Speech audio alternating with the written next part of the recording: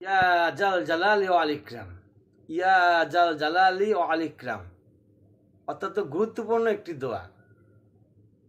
ইসমে আজমও বলা হয় এটাকে, অর্থাৎ আল্লাহর বরত্বের কথা এখানে বলা হয়েছে। আল্লাহ হচ্ছে জালাল, মানে সমস্ত ক্ষমতার অধিকারী, সমস্ত শক্তির অধিকারী, সমস্ত পাওয়ারের অধিকারী, সম্মান, মর্যাদা, ইজ্জতের অধিকারী। তিনি হচ্ছেন কে? মহান রব্বুল আলামিন। ইয়া জাল জালালি ওয়াল ইকরাম।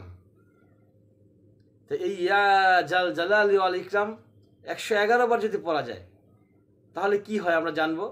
111 বার পরে যদি আপনি পানিতে ফু দিয়ে সেই পানি আপনার ঘরের চারদিকে ছিটিয়ে দেন তাহলে কি হতে পারে, কি ঘটতে পারে আমাদের ঘরের ভিতরে? অবশ্যই খেয়াল করতে হবে যখন পানি ছিটাবেন সেই পানিটা যেন কোনো অপবিত্র নোংরা জায়গায় না পড়ে, এবং যতক্ষণ পর্যন্ত সেই পানিটা না শুকায় ততক্ষণ পর্যন্ত যেন সেই পানির উপর দিয়ে কোনো মানুষ হাঁটাচলা না করে, সেই ব্যাপারটা খেয়াল করতে হবে। কারণ এই পানিটা হচ্ছে পবিত্র, আর এই পবিত্র পানির উপরে অপবিত্র কাজ করা চলবে না। তাহলে আসুন আমরা জেনে নিই কী ঘটতে পারে ঘরের ভিতরে। নাম্বার 1, 1 নাম্বার, ঘরে আল্লাহর রহমত, বরকত নেমে আসবে। আসমান থেকে আল্লাহ পাক রহমত নাজিল করবেন, বরকত নাজিল করবেন। নাম্বার 2, 2 নাম্বার, সংসারে অভাব অনটন দূর হয়ে যাবে। আমাদের সমাজে অভাব অনটনের শেষ নাই। রিজিকের অভাব, টেনশন, পেরেশানি, দুঃখ, কষ্ট দূর হয়ে যাবে ইনশাআল্লাহ তাআলা।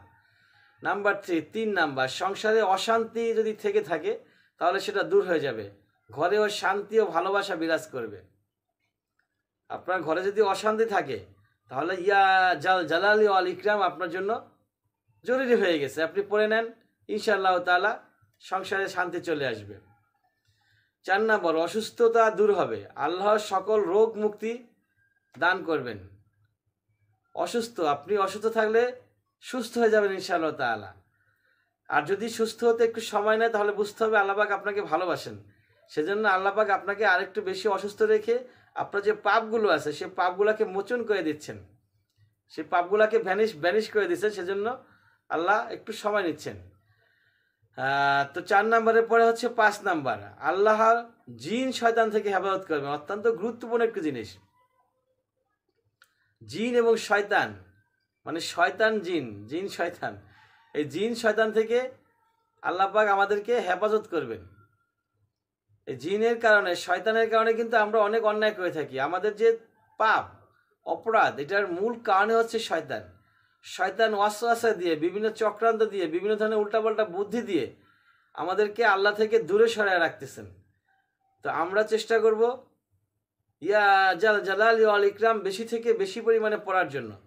111 বার পরে পানিতে ফু দিয়ে ছিটিয়ে দিব। তারপরও অবসর সময় যখনই অবসর পাবো তখনই আমরা পড়ে নিব ইয়া জাল জালালি ওয়াল ইকরাম। এতে করে আমরা সর্বদাই সেফ থাকবো। ঘর থেকে বের হওয়ার সময় ইয়া জাল জালালি ওয়াল ইকরাম পরে বের হব, ঘরে ঢুকলেও ইয়া জাল জালালি ওয়াল ইকরাম পরে ঢুকবো। যখন আমরা বাইরে থাকবো, কাজকর্মের ফাঁকে ফোঁকে যখন অবসর থাকবো, ইনশাআল্লাহ তাআলা চেষ্টা করব ইয়া জাল জালালি ওয়াল ইকরাম বেশি থেকে বেশি পরিমাণে পড়ার জন্য। তারপর হচ্ছে 6 নাম্বার, ঘরে নেক ফেরেশতাদের উপস্থিত হবে।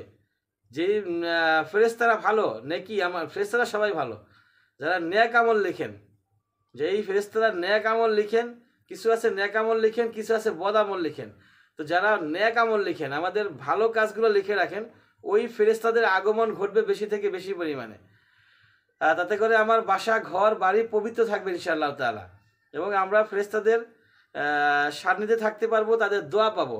তারা আমাদের জন্য দোয়া করবেন, আর ফেরেশতাদের দোয়া তো অবশ্যই গ্রহণযোগ্য হবে, কবুল হবে ইনশাআল্লাহ তাআলা, এটা আশা করা যায়।